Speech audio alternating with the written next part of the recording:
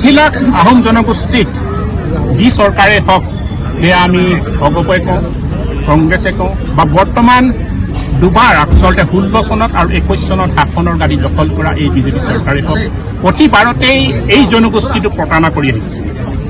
আমি তেওঁলোকক কেইটামান কথা স্পষ্ট কৰিব বিচাৰিছো যে এই আহোম জনগোষ্ঠীৰ যি ত্যাগ, এই বীৰ বীৰাংগনাৰ যি ত্যাগ, সেই ত্যাগৰ বিনিময়তহে আচলতে অসমখন বাচিছিল আৰু সেই অসমখন এটা সুৰক্ষিত অসম নিৰ্মাণ কৰাৰ পাছত 17বাৰকৈ মোগলক পৰাস্ত পাইছিল।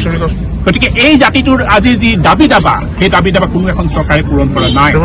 এই বিজেপি চৰকাৰেও কিন্তু বাৰে বাৰে প্ৰতিশ্ৰুতি দিছিল এই জনগোষ্ঠীটো জনজাতিকৰণ কৰা হ'ব, এই জনগোষ্ঠীটো স্বায়ত্ব শাসন প্ৰদান কৰা হ'ব, তথাপিও কিন্তু তেওঁলোকে আজিলৈকে এই দাবী পূৰণ নকৰিলে। সেই গতিকে আমি টাই সংযোগ পৰিষদে খুব স্পষ্টকৈ জনাই দিব বিচাৰিছো যে যি ক্ষোভৰ জুই, আচলতে এই 60 লাখ জনগোষ্ঠীৰ যি ক্ষোভৰ জুই, এই জুই কিন্তু আগ্নেয়গিৰিৰ দৰে বিস্ফোৰণ হ'বলৈ বেছি সময় নাই আৰু এই চৰকাৰ আগন্তুক দিনত আমি কিন্তু দিশত দলিয়াবলৈও আমাৰ বেছি সময় নালাগিব। গতিকে খুব স্পষ্ট কথা, অতি শীঘ্ৰে এই জনগোষ্ঠীৰ যি ক্ষোভৰ উৎপীড়ন, এই যি দাবী দাবা অতি শীঘ্ৰে এই চৰকাৰে বুজি লোৱাটো ভাল, নহ'লে কিন্তু 26ত এই জনগোষ্ঠীয়ে এই চৰকাৰ কিন্তু ক্ষমা নকৰিব।